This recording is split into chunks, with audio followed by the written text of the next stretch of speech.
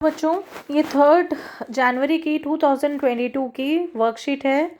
Worksheet number 60 है, class है 9th और सब्जेक्ट है साइंस। इससे पहले तो हम फिजिकली आप लोग क्लास में आ रहे थे और हम लोगों ने जो चैप्टर शुरू करा था वो एटम्स एंड मॉलिक्यूल्स करा था, ठीक है। लेकिन क्योंकि अब वर्कशीट इस चैप्टर की आ रही है तो हम इसी से कंटिन्यू करेंगे। सभी बच्चों के लिए काफ़ी यूज़फुल रहेगा। हिंदी में समझाऊंगी और इंग्लिश मीडियम की ये रहेगी वर्कशीट, ठीक है। तो स्टार्ट करते हैं। गूगल मीट पे जो बच्चे नहीं थे वो प्लीज़ ध्यान से देखिए, क्योंकि this is a very important topic और आगे की जो वर्कशीट्स हैं वो इसी बेस पर हैं। अगर आपको ये समझ नहीं आया तो आगे का चैप्टर भी समझ नहीं आएगा, ठीक है। चलिए, ग्रेविटेशन। आप ग्रेविटेशनल फोर्स के बारे में सभी जानते हैं और न्यूटन ने इस बात को स्टार्ट किया था कि जब उन्होंने एक एप्पल को गिरते हुए देखा था ज़मीन पर तो उनके दिमाग में बात आई थी कि why every object falls on the earth.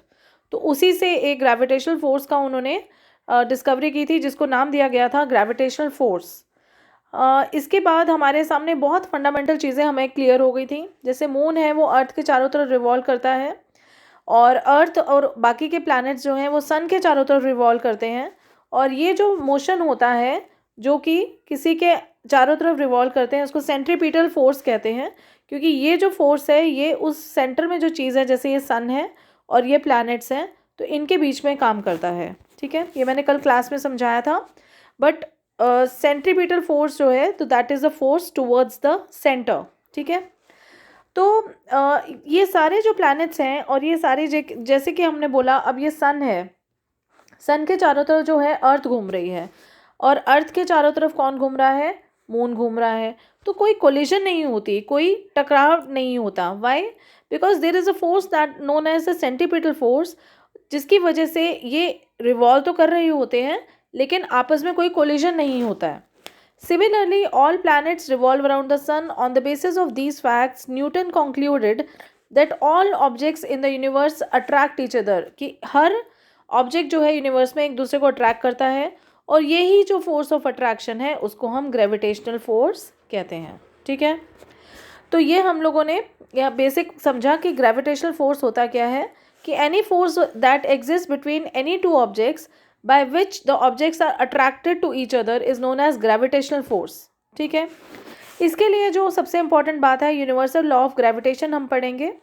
Every object in the universe attracts every other object with a force.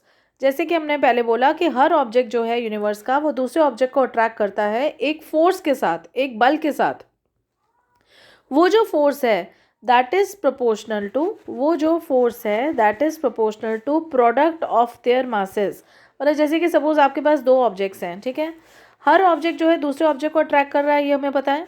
तो वो जो जिस फोर्स से एक्ट कर रहा है वो प्रोपोर्शनल किसके है? Product of their masses, and inversely proportional है to the square of distance between them. तो हर ऑब्जेक्ट यूनिवर्स में दूसरे ऑब्जेक्ट को अट्रैक्ट कर रहा है। किससे अट्रैक्ट कर रहा है? एक फोर्स से, एक बल से। और वो जो फोर्स है वो डायरेक्टली प्रोपोर्शनल है किसके? प्रोडक्ट ऑफ देयर मासेस के, और इन्वर्सली प्रोपोर्शनल है उनके square of distance between them. इस लॉ को हम कहते हैं यूनिवर्सल लॉ ऑफ ग्रेविटेशन, ठीक है। Let two objects of masses big M and small m and let d be the distance between them from their centres. आपको ये देखो, दो ऑब्जेक्ट्स दिए हुए हैं। ये दो जो ऑब्जेक्ट्स आपको नज़र आ रहे हैं, इन दो ऑब्जेक्ट्स का एक का मास m है और एक का स्मॉल m है, ठीक है। और उनके बीच की जो दूरी है वो d है, ठीक है। If the force of attraction between them be f, अगर इन दोनों के बीच में कोई फोर्स है अट्रैक्शन का तो उसका नाम f है, ठीक है। और अगर रूल के हिसाब से देखा जाए तो ये जो f है ये डायरेक्टली प्रोपोर्शनल है to the product of their masses और इन्वर्सली प्रोपोर्शनल है to the square of distance between them. अगर हम इन दोनों इक्वेशंस को इकट्ठा कर लें तो हमारे पास ये इक्वेशन बन जाएगी, ठीक है। क्योंकि according to the rule if left hand side LHS are equal तो RHS भी इक्वल है।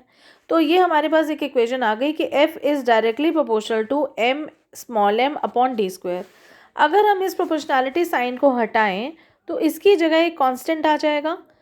आपको पता है जब भी हम प्रोपोर्शनैलिटी साइन को हटाते हैं तो उसकी जगह पे एक कांस्टेंट आ जाता है। तो ये जो कांस्टेंट है ये हमारा है g, जिसको कि कैपिटल G कहते हैं। ठीक है। और इसकी जो वैल्यू है 6.67 इंटू 10⁻⁻11 नेमोमीटर स्क्वायर बाय किलोग्राम स्क्वायर है। तो ये हमें आज एक चीज़ पता चली कि जो जी है वो एक प्रोपोर्शनैलिटी कांस्टेंट है और इसे यूनिवर्सल ग्रेविटेशन कांस्टेंट कहा जाता है। ठीक है। और ये इंपॉर्टेंट क्वेश्चन इसलिए है क्योंकि अभी जब हम नेक्स्ट वर्कशीट करेंगे तो हम स्मॉल जी पढ़ेंगे और जनरली एग्जाम में हमेशा ये क्वेश्चन आता है, write all the differences between small G and capital G. तो ये जानना आपके लिए बहुत ज़रूरी है। अब ये है कि हम लोग ये जो कर रहे हैं यूनिवर्सल लॉ ऑफ ग्रेविटेशन, इसका यूज़ क्या है।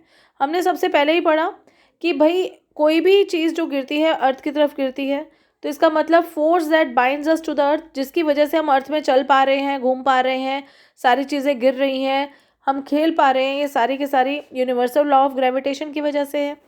दूसरा, जो मून है वो अर्थ के चारों तरफ घूम रहा है, वो भी इसकी वजह से है।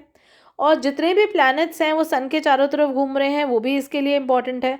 तो इसका मतलब हमारे जो सीजन्स बन रहे हैं या डे एंड नाइट बन रहा है, वो सब इसी वजह से बन रहा है क्योंकि यूनिवर्सल लॉ ऑफ ग्रेविटेशन है।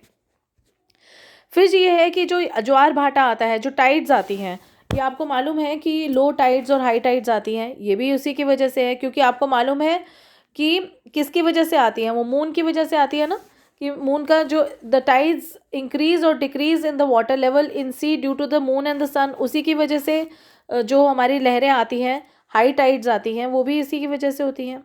रिवर्स में जो पानी बह रहा है, जो बारिश हो रही है, ये सारी चीज़ें यूनिवर्सल लॉ ऑफ ग्रेविटेशन की वजह से है, इसलिए ये इतना इंपॉर्टेंट टॉपिक है। ठीक है जी, चलिए स्टार्ट करेंगे। Right the universal law of gravitation. तो यूनिवर्सल लॉ ऑफ ग्रेविटेशन का आंसर नंबर 1 ये आ जाएगा। जैसे मैंने आपको बताया, कोई थ्योरी, कोई लॉ, कुछ भी हो, they will be in the same language as their scientist give us, क्योंकि उनका बहुत बड़ा रोल है ये देने में। तो ये लॉज और जितने भी होते हैं वो सेम ही भाषा में लिखे जाते हैं। सेकेंड है, what is the importance of universal law of constant. तो ये आंसर नंबर 2 हो गया। What would have happened if there was no gravitational force.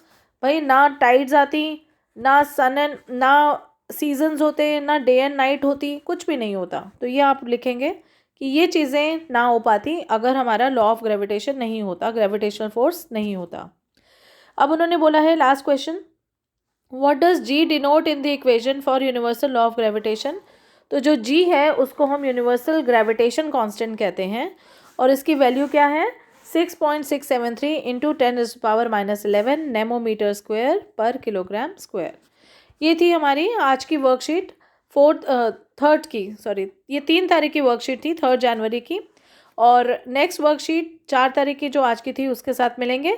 तब तक आप सुरक्षित रहिए, घर पर रहिए और वैक्सीनेशन कैंप में ज़रूर जाइए। 15 से 18 साल के सभी जो बच्चे हैं वो वैक्सीनेशन ज़रूर करवाइए। ठीक है, मिलते हैं फिर, टेक केयर, बाय बाय।